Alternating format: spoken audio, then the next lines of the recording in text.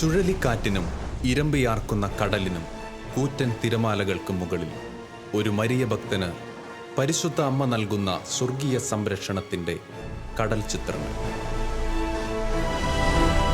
മുങ്ങിത്താഴുന്ന കപ്പലിൽ നിന്നും ജപമാലയിൽ കരം പിടിച്ച് ആർത്തിരമ്പുന്ന കടലിലേക്ക് എടുത്തു ചാടുമ്പോഴും പരിശുദ്ധ അമ്മ കരങ്ങളിൽ വഹിച്ച ജീവിതാനുഭവങ്ങൾ.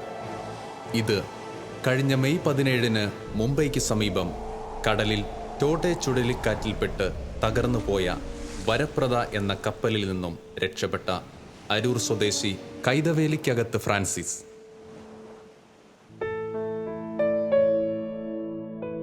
തന്നോടൊപ്പം കപ്പലിലുണ്ടായിരുന്ന ക്യാപ്റ്റൻ ഉൾപ്പെടെ 13 പേരിൽ 11 പേരും മരണപ്പെട്ട ഈ വലിയ അപകടത്തെക്കുറിച്ചും പരിശുദ്ധ വല്ലാർപാടത്തമ്മയുടെ സംരക്ഷണത്താൽ ജീവൻ തിരിച്ചു കിട്ടിയ അനുഭവത്തെക്കുറിച്ചും കടലിലെ ഈ നടുക്കുന്ന ദുരന്ത ഓർമ്മകളെക്കുറിച്ചും തൻ്റെ കുടുംബത്തോടൊപ്പം നമ്മോട് പങ്കുവയ്ക്കുന്നു. എൻ്റെ പേര് ഫ്രാൻസിസ് കെ സൈമൺ എന്നാണ്. ഇതെൻ്റെ ഭാര്യ ഷിജി ഫ്രാൻസിസ്, അതെൻ്റെ മൂത്ത മകൻ Steve Simon and Christopher Francis. പ്രിയപ്പെട്ടവരെ, ഞാൻ ഒരു വലിയ അപകടത്തിൽ നിന്ന് എന്നെ വല്ലാർപാടത്തെ അമ്മ പരിശുദ്ധ ദൈവമാതാവ് കാത്തുരക്ഷിച്ച ഒരു അനുഭവം നിങ്ങളോട് പങ്കുവയ്ക്കാനാണ് ഞാൻ ആഗ്രഹിക്കുന്നത്.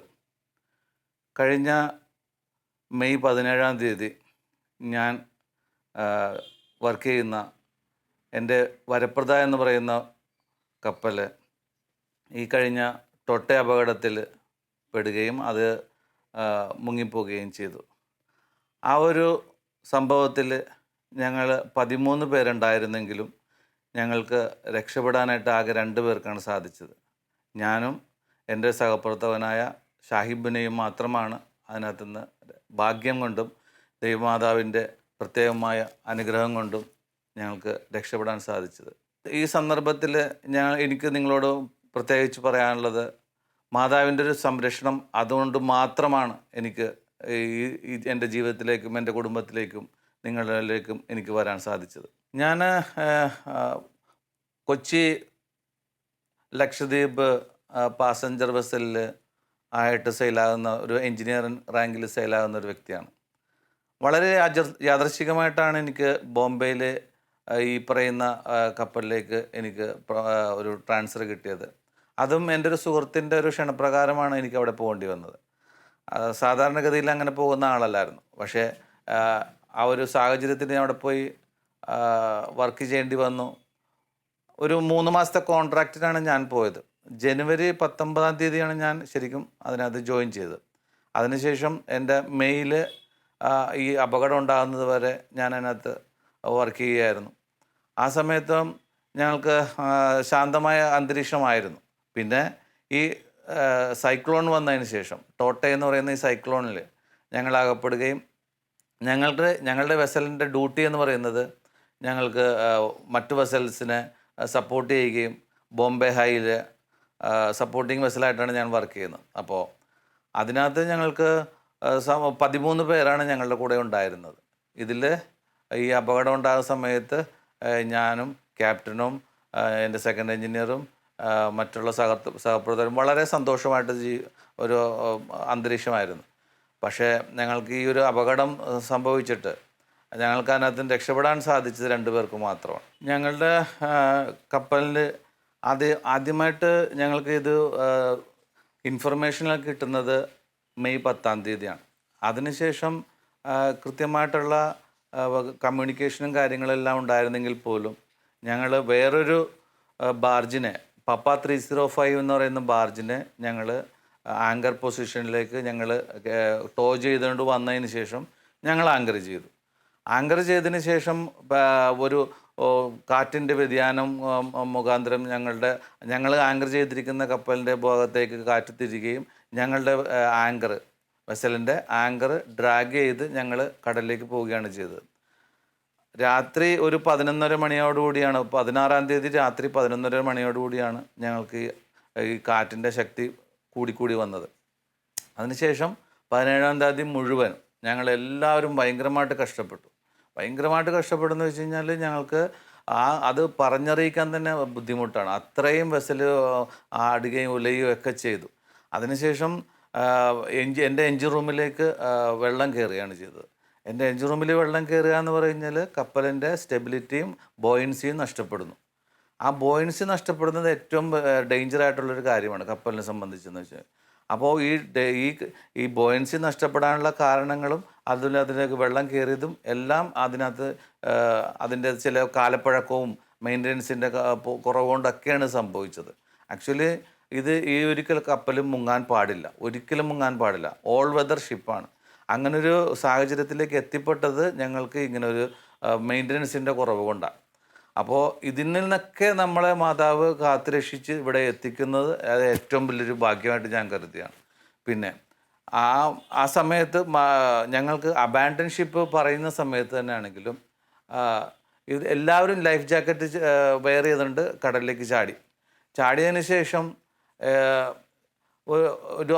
ഒരു ലൈഫ് റാഫ്റ്റ് എന്ന് പറയുന്ന ഒരു സംഭവമുണ്ട്.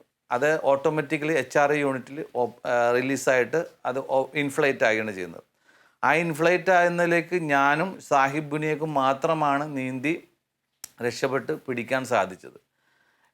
എൻ്റെ ഈ പരിശുദ്ധ ജപമാല മുറുകെ പിടിച്ചുകൊണ്ടാണ് ഞാൻ കടലിലേക്ക് ചാടിയത്. എനിക്ക് ഉറപ്പുണ്ടായിരുന്നു എന്നെ മാതാവ് രക്ഷിക്കുമെന്ന്. എൻ്റെ കൂടെ എൻ്റെ സബോർഡിനായിട്ട് ഉണ്ടായിരുന്ന രാകേഷിനോടും അതേപോലെ തന്നെ വിജയോടും മറ്റെല്ലാവരോടും ഞാൻ പറയുന്നുണ്ടായിരുന്നു, പുറകെ വാ, നമ്മൾക്ക് ഇവിടെ നിന്നാൽ നമ്മൾ കപ്പൽ താഴത്തേക്ക് പോകുമ്പോൾ നമ്മളെ വാക്യൂം ക്രിയേറ്റ് ചെയ്ത് താഴത്തേക്ക് പോകും. അതുകൊണ്ട് പലർക്കും നീന്താൻ അറിയില്ല. അതൊരു വല്ലാത്തൊരു ഡെഫിഷ്യൻസിയാണ്. ശരിക്കും പറഞ്ഞാൽ ഞങ്ങൾക്കെല്ലാം നീന്തൽ അടിസ്ഥാനപരമായിട്ട് അറിയേണ്ട കാര്യമാണ്. പക്ഷേ പുതിയ കുട്ടികൾക്ക് അത് നീന്താനായിട്ടുള്ള വശം അത്ര ഇല്ലായിരുന്നു. എങ്കിൽ പോലും നമ്മൾ അവരോട് പറയുകയും ചെയ്തു. പിന്നെ എൻ്റെ കൂടെ ഉണ്ടായിരുന്ന സാഹിബ് ബുനിയും ഞാനും നീന്തി അതിന് കുറച്ച് ദൂരത്തേക്ക്, കപ്പലിൻ്റെ ദൂരത്തേക്ക് മാറി. അതല്ലെങ്കിൽ വാക്യൂം ക്രിയേറ്റ് ആവും. അപ്പോൾ അതുണ്ടാകാതിരിക്കാൻ വേണ്ടിയിട്ട് ഞങ്ങൾ മാറി. ആ സമയത്ത് ദൈവമാതാവിൻ്റെ കൃപയാൽ ലൈഫ് ക്രാഫ്റ്റ് ഇൻഫ്ലൈറ്റായി ഞങ്ങളുടെ നേരെ മുമ്പിൽ വരികയാണ് ചെയ്തത്. ശരിക്കും ഞാൻ പൂർണ്ണമായും വിശ്വസിക്കുന്നു, എന്നെ മാതാവ് അവിടെ നിന്ന് കൈക്കുമ്പിളിലെടുത്ത് ദൂരേക്ക് മാറ്റി. 4 മണിക്കൂറാണ് ഞങ്ങൾ ഈ കടലിൽ സ്ട്രഗിൾ ചെയ്തത്. ആ സമയത്തെന്ന് വെച്ച് കഴിഞ്ഞാൽ ഒരു 12 മീറ്ററോളം ഉയരത്തിൽ തിരയും, പിന്നെ അതുകൂടാതെ 180-നും 200 കിലോമീറ്ററിന് ഇടയ്ക്ക് കാറ്റും, പിന്നെ കോരിച്ചൊരിയുന്ന മഴയും, രാത്രി കൂരിരുട്ടും. ഈ ഒരു അവസ്ഥയിൽ നിന്ന് ഞങ്ങൾക്ക് എങ്ങോട്ട് നീന്തുന്നോ എങ്ങോട്ട് പോകുന്നോ ഒരു നിശ്ചയവുമില്ല. ശരിക്കും പറഞ്ഞാൽ ഞങ്ങൾക്ക് ആ ഒരു അവസ്ഥയിൽ ഒന്നും പ്രതീക്ഷിക്കാനില്ലാതെ നമ്മൾക്ക് ജീവിതത്തിലേക്ക് തിരിച്ചു വരണം എന്നുള്ള അതിയായ ആഗ്രഹം, എൻ്റെ കുഞ്ഞുമക്കളെ തിരിച്ചു കാണണമെന്നും അതിൻ്റെ ഏറ്റവും വലിയൊരു ആഗ്രഹത്തോടു കൂടിയാണ് ഞാൻ മാതാവിനെ വിളിച്ച് കരഞ്ഞ് പ്രാർത്ഥിച്ചത്. എൻ്റെ അമ്മ ചെറുപ്പം മുതൽ വല്ലാർപാടത്ത് അമ്മയുടെ അടിമയായിട്ടും, അത് കാരണം എനിക്ക് ഇതിനു മുമ്പ് ഒരു ഇൻസിഡൻ്റ് ഉണ്ടായിട്ടുണ്ട് തീരെ ചെറിയ പ്രായത്തിൽ. ആ പ്രായത്തിൽ ഉണ്ടായ ഒരു ചെറിയൊരു കുളത്തിൽ വീണിട്ടുള്ളൊരു അപകടം ഉണ്ടായിട്ടുണ്ട്. അന്ന് മുതൽ എന്നെ മാതാവിൻ്റെ അടിമയായിട്ടാണ് അമ്മ നേർന്നിരിക്കുന്നത്. ഞാൻ എല്ലാ പ്രാവശ്യമാണെങ്കിലും മാതാവിൻ്റെ അടുത്ത് പോവുകയും അതിനനുസരിച്ച് പ്രാർത്ഥിക്കുകയും ചെയ്യാറുണ്ട്. ഈ ഒരു മാതാവിൻ്റെ അനുഗ്രഹത്താൽ ഞങ്ങൾക്ക് ആ 4 മണിക്കൂർ കടലിൽ ഞങ്ങൾക്ക് സ്ട്രഗിൾ ചെയ്യാൻ പറ്റി. എനിക്കൊരു ബോധം പോകാതെയും ഞങ്ങൾക്ക് കൃത്യമായിട്ട് അതിൻ്റെ പ്രവർത്തിക്കാനൊക്കെ പറ്റിയെന്ന് വെച്ച് കഴിഞ്ഞാൽ, ഞങ്ങൾ ഈ അപകടത്തിൽ പെടുന്ന സമയത്ത് തന്നെ ആണെങ്കിലും ഞങ്ങളുടെ കപ്പലിൽ നിന്ന് കൃത്യമായിട്ട് ഇൻസ്ട്രക്ഷൻ കൊടുത്തിട്ടുണ്ട്. അതായത് ഡേഞ്ചർ സിഗ്നൽ ഞങ്ങൾ പാസ് ചെയ്തിട്ടുണ്ടായിരുന്നു. ആ പാസ്സാകുമ്പോൾ ഞങ്ങൾക്ക് ഓട്ടോമാറ്റിക്കലി ഇതിൻ്റെ അധികാരികൾക്ക് എല്ലാവർക്കും അതിൻ്റെ സിഗ്നൽ കിട്ടും. അപ്പം ഞങ്ങളുടെ പൊസിഷനും കാര്യങ്ങളും എല്ലാം കൃത്യമായിട്ട് നേവിക്കും റെസ്ക്യൂ കോർഡിനേഷൻ സെൻറ്ററിനും എല്ലാം കിട്ടും. അതിനുശേഷം അവർ അന്വേഷിച്ച് വരുന്ന വഴി ഏതാണെന്നോ ഞങ്ങൾക്ക് ഒന്നും അറിയില്ല. ഞങ്ങൾ കടലിൽ ഈ ലൈഫ് റാഫ്റ്റിൽ ഒഴുകി നടക്കുകയാണ്. ഈ ലൈഫ് റാഫ്റ്റ് പഞ്ചറായിരുന്നു. അത് ശരിക്കും പറഞ്ഞാൽ CO2 റിലീസായിട്ട് ഇൻഫ്ലൈറ്റ് ആയിട്ട് ഒരു കൂടാരം പോലെ ഇരിക്കേണ്ടതാണ്, ഒരു അപകടവും ഇല്ലാതെ ഞങ്ങൾ രക്ഷിക്കേണ്ടതാണ്. പക്ഷേ ഇത് പഞ്ചറായിരുന്ന സാഹചര്യത്തിൽ അത് ഞങ്ങൾക്ക് അത്യാവശ്യം ബോയൻസി 2 പേരും മാത്രമേ ഉള്ളൂ. അപ്പോൾ അതിൻ്റെ ബോയൻസി ഞങ്ങൾക്ക് കിട്ടും എന്നറിയാവുന്ന ആ ഒരു പ്രസൻസ് ഓഫ് മൈൻഡൊക്കെ നമുക്ക് മാതാവ് തന്ന അനുഗ്രഹമാണ്. അപ്പോൾ എൻ്റെ കൂട്ടത്തിലുണ്ടായിരുന്ന കൽക്കട്ടക്കാരനായ ഷാഹിബ് ബനിയനോട് ഞാൻ പറയുന്നു, तुम घबराओ मत, हम अपना नेवी आ जाएगा, अपना नेवी आके हमको बचाएगा, तुम घबराओ मत, तुम प्रार्थना करो. ഞാൻ എൻ്റെ ജപമാല കയ്യിൽ നിന്ന് വിടാതെ നെഞ്ചോട് ചേർത്ത് പിടിച്ചു. അത് എന്നെ രക്ഷിക്കുമെന്ന് എനിക്ക് ഉറപ്പായിരുന്നു മാതാവ്. ആ ഒരു വിശ്വാസത്തിൻ്റെ പുറത്ത് എനിക്ക് 4 മണിക്കൂർ കടലിൽ സ്ട്രഗിൾ ചെയ്യാൻ പറ്റി. അതിന് വിജയിച്ചു. ആ നേവിയുടെ കപ്പൽ, ഞങ്ങളെ തിരഞ്ഞു വന്ന നേവിയുടെ കപ്പലിനെ ആകർഷിക്കാനായിട്ട് അതിനകത്ത് ഞങ്ങൾക്ക് സാധിച്ചു. ആ സമയത്ത് അവർ ഒരു സ്ക്രാമ്പിൾ നെറ്റിട്ട് തന്നു. അതിൽ തൂങ്ങി പിടിച്ച് കയറി. പകുതി എത്തിക്കഴിഞ്ഞപ്പോൾ ഞാൻ തളർന്നുപോയി. പക്ഷേ എന്നിരുന്നാലും ഞാൻ മാതാവിനെ വിളിച്ചുകൊണ്ട് കരഞ്ഞുകൊണ്ട് തന്നെ അതിൽ ഞാൻ കാല് ഉടക്കിയും കൈ ഉടക്കി കിടന്നു. പിന്നെ ഞാൻ സിഗ്നൽ കൊടുത്തു മുകളിലേക്ക്. അപ്പോൾ അവരെന്നെ മുകളിലേക്ക് വലിച്ചു. മുകളിലേക്ക് വലിച്ച് കപ്പലിൻ്റെ ഡെക്കിലെത്തിയതിന് ശേഷം ഞാൻ അല്പം ഒന്ന് റിലാക്സ് ചെയ്തു. എനിക്ക് മനസ്സിലായി ഞാൻ മാതാവിൻ്റെ കൈകളിലും സുരക്ഷിതമായിട്ട് എൻ്റെ ജീവിതത്തിലേക്ക് തിരിച്ചു വന്നിരുന്നു. അതിനുശേഷം അല്പം നേരം എൻ്റെ ബോധം പോയി. പിന്നെ എന്നെ ഡോക്ടർ, കപ്പലിൽ തന്നെ ഉണ്ടായിരുന്ന ഡോക്ടർ എന്നെ ഫ്രാൻസിസിൽ നിന്ന് തട്ടി വിളിക്കുമ്പോഴാണ് ഞാൻ എഴുന്നേൽക്കുന്നത്. അപ്പോൾ എന്നോട് പറഞ്ഞു don't worry, you are in safe hands, നിങ്ങൾ കപ്പലിൽ എത്തിയിട്ടുണ്ട് എന്നവർ പറയുമ്പോഴും എൻ്റെ മനസ്സിൽ പറയായിരുന്നു, നന്ദി മാതാവേ, നന്ദി. എന്നെ ജീവിതത്തിലേക്ക് തിരിച്ചു കൊണ്ടുവന്ന ഒരു നിമിഷം എനിക്ക് മറക്കാൻ പറ്റില്ല. കാരണം എൻ്റെ മക്കളെയും എൻ്റെ കുടുംബത്തെയും ഭാര്യയൊക്കെ കാണാൻ സാധിച്ച് തിരിച്ചു വന്നതിൽ ഞാൻ വളരെ നന്ദിയാണ് ദൈവത്തോടും എൻ്റെ പരിശുദ്ധ മാതാവിനോടുള്ള ഏറ്റവും വലിയ നന്ദി ഞാൻ രേഖപ്പെടുത്തുകയാണ്.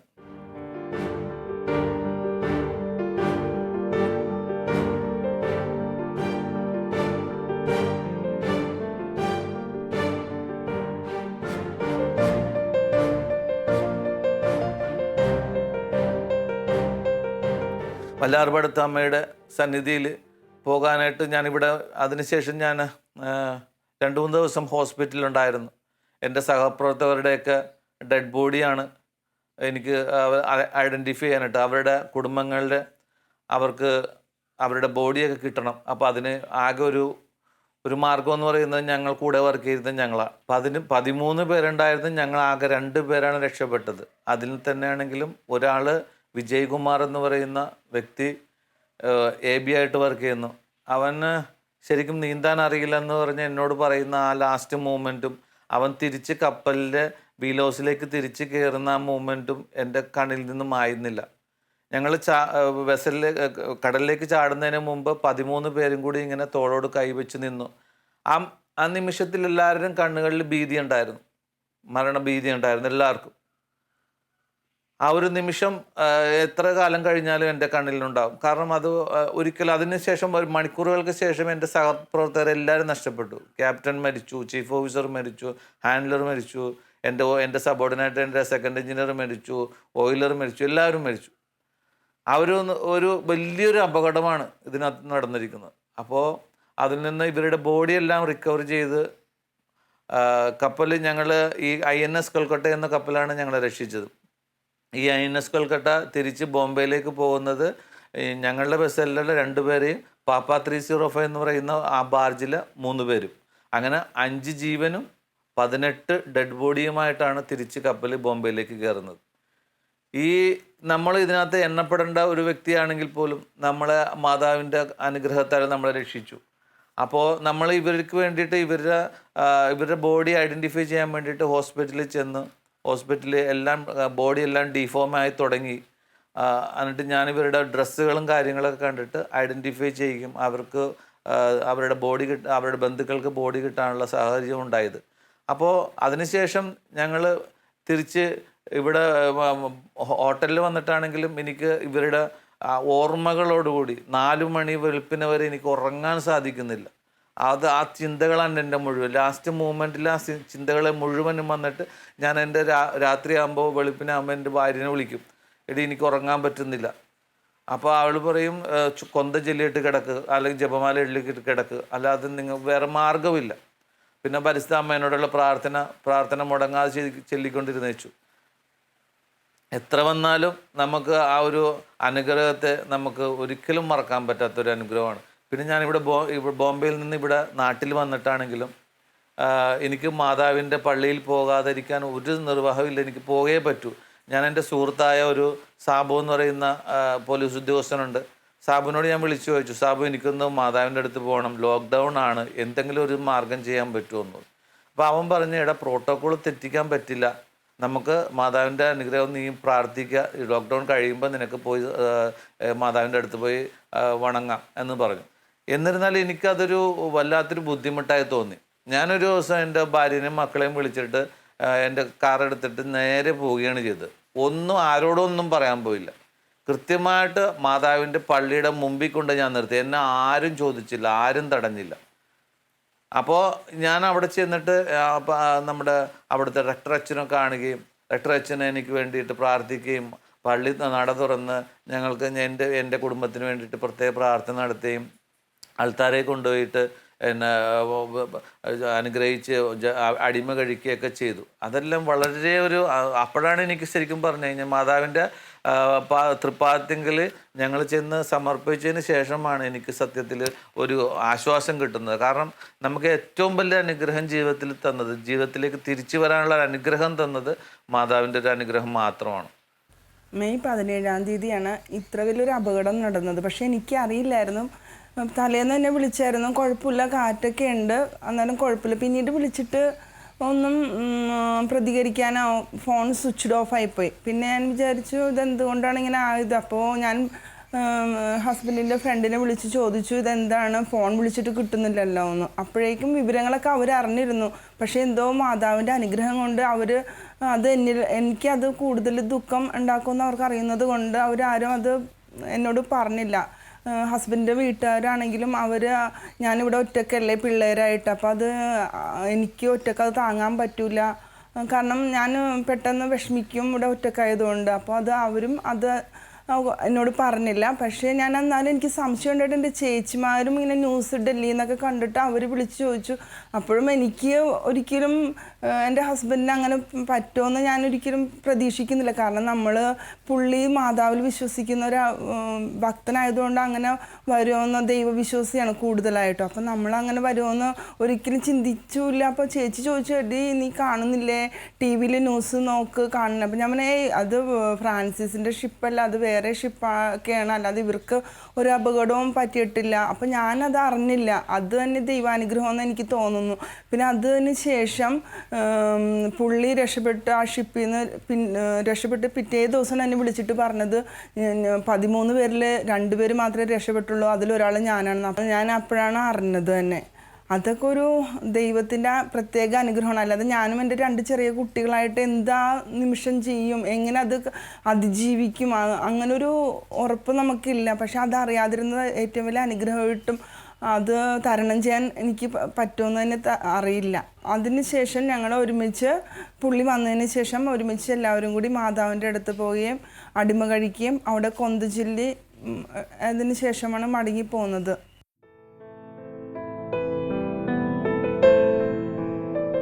ഇത് ജപമാലയിൽ ആശ്രയിക്കുന്ന ഒരു കുടുംബത്തിന്റെ വിശ്വാസ സാക്ഷ്യം. കുഞ്ഞുനാളിൽ വല്ലാർപാടത്തമ്മയുടെ തിരുനടയിൽ ജീവിതം സമർപ്പിക്കപ്പെട്ട ഒരു മരിയ ഭക്തൻ.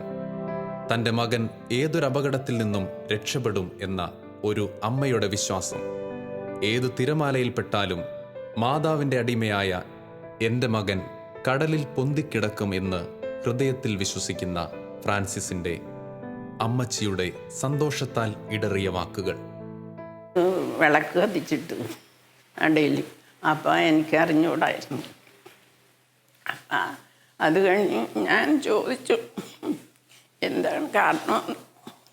അപ്പോഴാണ് ഇവർ പറഞ്ഞത് ഇങ്ങനെ ഫ്രാൻസിയുടെ കപ്പൽ മുങ്ങി, ആളെ കിട്ടിയിട്ടില്ല, ഇങ്ങനെ തെരച്ചിൽ നടക്കണമെന്ന് പറഞ്ഞു.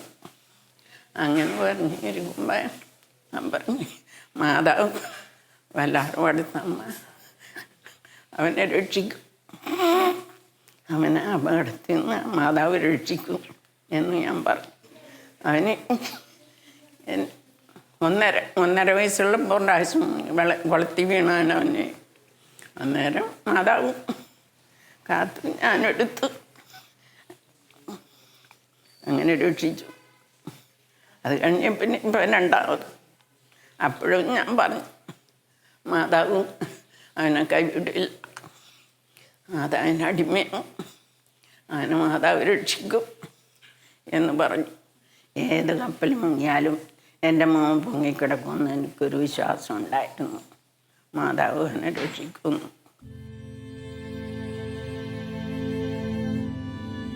കപ്പലോട്ടക്കാരുടെ പ്രത്യേക സംരക്ഷണത്താൽ ലോകപ്രശസ്തമായ പരിശുദ്ധ വല്ലാർപാടത്തമ്മയുടെ ദേവാലയത്തിൽ ഈ കുടുംബം നിറഞ്ഞ നന്ദിയോടെ പ്രാർത്ഥനയോടെ അണയുന്നു. അമ്മയുടെ സംരക്ഷണത്താൽ മാത്രം ജീവൻ തിരിച്ചു കിട്ടി എന്ന് ഏറ്റുപറയുന്നു. തൻ്റെ മക്കളെ നെഞ്ചോട് ചേർക്കുന്ന മാതൃവാത്സല്യത്തിൻ്റെ സുഗന്ധം നിറയുന്ന ഈ പുണ്യദേവാലയത്തിൻ്റെ ചരിത്രത്തിലെ കോടിക്കണക്കിന് സാക്ഷ്യങ്ങൾക്കുള്ളിലെ ഏറെ തിളങ്ങുന്ന ഒരു സാക്ഷ്യം. അരൂര് ഇടവകാംഗമായ ഫ്രാൻസിസിന് ഉണ്ടായ പരിശുദ്ധ അമ്മയുടെ മധ്യസ്ഥ വഴിയായ അത്ഭുതം മാതൃഭൂമി പേപ്പറിൽ ആകസ്മികമായിട്ട് വായിച്ചപ്പോഴാണ് ഞാൻ കണ്ടത്. എനിക്ക് വളരെയധികം അതിശയവും എന്നാൽ ഒട്ടും ഇതേക്കുറിച്ച് സംശയവും തോന്നിയില്ല. കാരണം വല്ലാർപാടത്തമ്മയ്ക്ക് വെള്ളത്തിൽ വലിയ ശക്തിയുണ്ട്. 1752 മീനാക്ഷി അമ്മ അത്ഭുതകരമായി വെള്ളത്തിൻ്റെ അടി 3 ദിവസം കഴിഞ്ഞു. അതേ തുടർന്ന് നിരവധി ആളുകൾ ഇതുപോലെ സമുദ്രത്തിലുണ്ടാകുന്ന അത്ഭുതകരമായ രക്ഷപ്പെടൽ വല്ലാർപാടത്തമ്മയുടെ ഇടപെടലാൽ ഉണ്ടായിട്ടുണ്ട് എന്ന് എന്നോട് ഞാൻ കേട്ടിട്ടുണ്ട്. അത്തരത്തിലൊരു മഹാത്ഭുതമാണ് ഫ്രാൻസിസിലൂടെ നമ്മൾ വീണ്ടും സാക്ഷ്യം വഹിക്കുന്നത്. അമ്മയുടെ സവിശേഷമായ ഒരു മധ്യസ്ഥത്തിന് ഇന്നും മാതാവ് ജീവിക്കുന്നു എന്നുള്ള വലിയൊരു യാഥാർത്ഥ്യത്തിന് ഇന്നും ഒരു തെളിവ് കൂടെ ഇപ്പോഴുണ്ടാകുകയാണ് ഫ്രാൻസിസിലൂടെ. ഫ്രാൻസിസ് അതേ തുടർന്ന് നമ്മുടെ ഈ വല്ലാർപാടത്തമ്മയുടെ ദേവാലയത്തിൽ കടന്നു വന്നു. തീർച്ചയായും ലോക്ക്ഡൗണിൻ്റെ മൂർധന്യ അവസ്ഥയിലാണ് വന്നത് എങ്കിലും അതൊന്നും പരിഗണിക്കാതെ വളരെ താല്പര്യപൂർവ്വം, കാരണം അമ്മയെ കണ്ടാലേ എനിക്കിനി ഉറങ്ങാൻ സാധിക്കുകയുള്ളൂ, അമ്മയുടെ തിരുനട സന്ദർശിക്കാതെ എനിക്കിനി വിശ്രമമില്ല എന്ന രീതിയിൽ മാതാപിതാക്കളും അതോടൊപ്പം തന്നെ ഭാര്യയോടും മക്കളോടൊപ്പം ഇവിടെ വന്ന് സന്ദർശിക്കുകയും എൻ്റെ ആശീർവാദം വാങ്ങുകയും ഒക്കെ ചെയ്തു.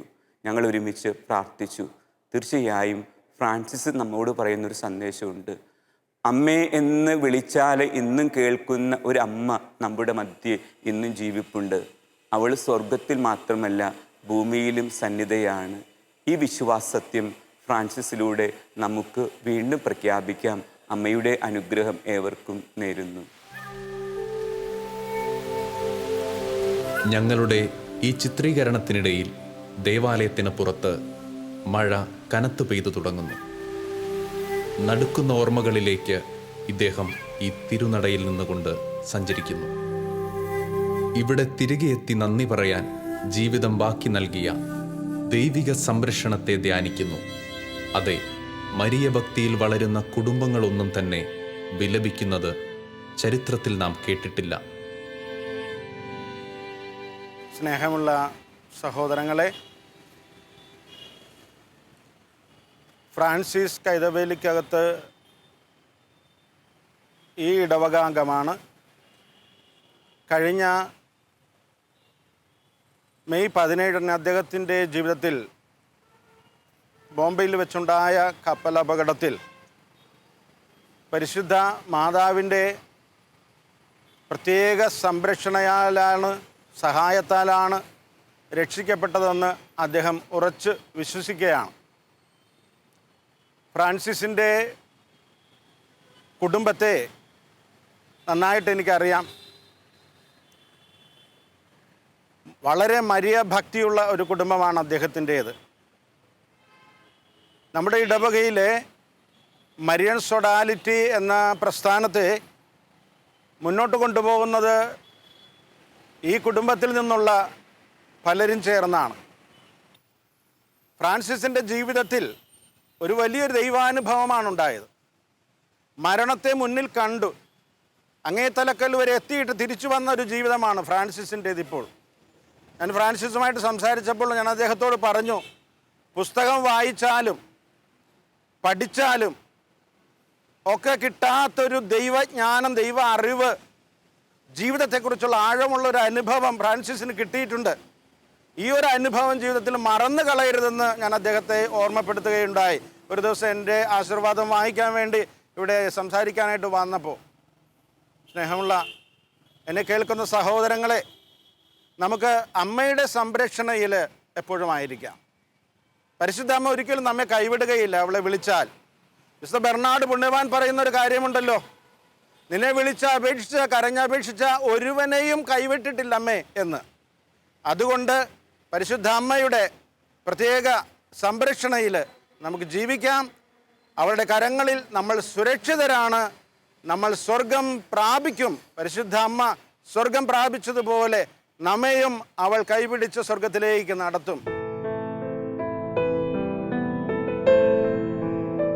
വല്ലാർപാടത്തമ്മയുടെ സംരക്ഷണം ഏറ്റുവാങ്ങി ജീവിതത്തിലേക്ക് തിരികെയെത്തിയ തൻ്റെ ഇനിയുള്ള ജീവിതം തൻ്റെ പ്രേക്ഷിത കൂട്ടായ്മയായ ബസാൽ കൂട്ടായ്മയോട് ചേർന്ന് കുടുംബമായി ദൈവസന്നിധിയിലും സമൂഹത്തിൽ ആരോരുമില്ലാത്തവർക്കുമായി സമർപ്പണം ചെയ്യുന്നു എന്ന് ഹൃദയത്തിൽ ഏറ്റുപറയുന്നു.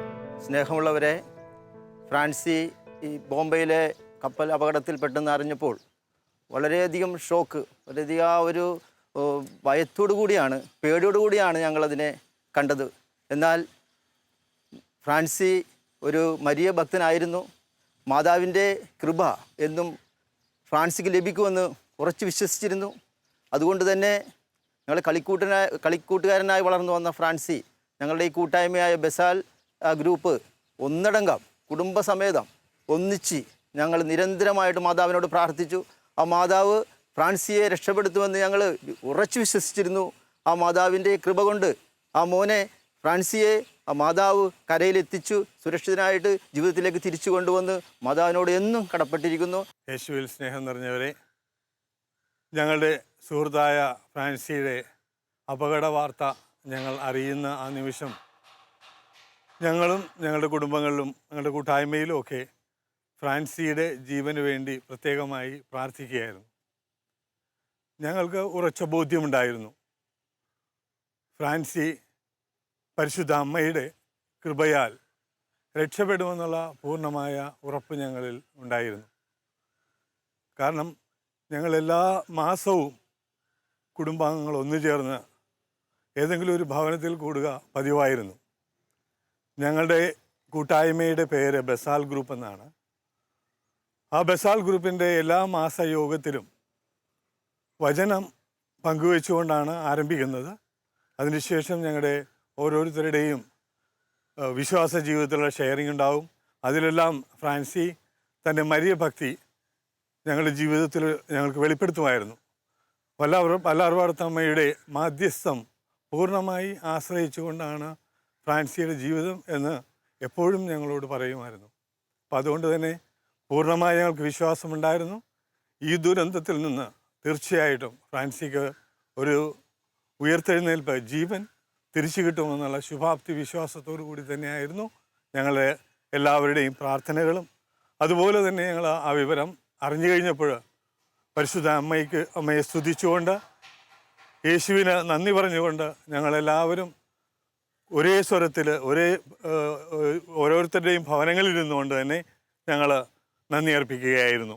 പ്രിയമുള്ളവരെ, ഇന്ന് ഈ വല്ലാർപാടത്തമ്മയുടെ തിരുസന്നിധിയിൽ എൻ്റെ കുടുംബത്തോടൊപ്പം ഇവിടെ വന്നിരിക്കാനുള്ള ഏറ്റവും വലിയ ഭാഗ്യം കിട്ടിയത് മാതാവിൻ്റെ അനുഗ്രഹം ഒന്നുകൊണ്ട് മാത്രമാണ്. മാതാവിനെ വിളിച്ചപേക്ഷിക്കുന്നവർ ഒരു കാലത്തും ദുഃഖിതരാകില്ല. മാതാവിൻ്റെ ഏറ്റവും വലിയ അനുഗ്രഹം എന്ന് പറയുന്നത് മാതാവിനെ കണ്ണുനീരോടുകൂടി വിളിച്ചപേക്ഷിച്ചാൽ ഒരു കാലത്തും ഉപേക്ഷിക്കില്ല എന്നുള്ളത് ഉത്തമ ഉദാഹരണമാണ് എൻ്റെ ഈ ജീവിതം. ഇതിൽ ഞങ്ങൾ എന്നും മാതാവിനോട് കടപ്പെട്ടിരിക്കുന്നു. 12 മീറ്ററോളം ഉയരുന്ന ഭീകരമായ തിരമാല, 150 കിലോമീറ്റർ വേഗതയാർന്ന ചുഴലിക്കാറ്റ്, നടുക്കുന്ന കപ്പൽ അപകടം. പക്ഷേ ഇപ്പോൾ ഈ ഓർമ്മകളിൽ നിന്നും ഇവർ പടിയിറങ്ങുന്നു. ദൈവമറിയാതെ ഒന്നും തൻ്റെ ജീവിതത്തിൽ സംഭവിക്കുന്നില്ല എന്ന ബോധ്യം ഇവരെ നയിക്കുന്നു. കൺമുൻപിൽ ചെറുവഞ്ചികളും ബോട്ടുകളും യാത്രയാകുന്നു. നടുക്കുന്ന ഓർമ്മകൾ മാഞ്ഞ് തിരകൾ ശാന്തമാകുന്നു. ഈ കുടുംബവും ജീവിതത്തിൽ ചുവടുവയ്ക്കുന്നു. വലിയ മരിയൻ സാക്ഷ്യവും ഏറ്റുപറഞ്ഞുകൊണ്ട് ഈ ദേവാലയത്തിൻ്റെ പടികടന്ന് പ്രശാന്തമായ ജീവിതത്തിലേക്ക്.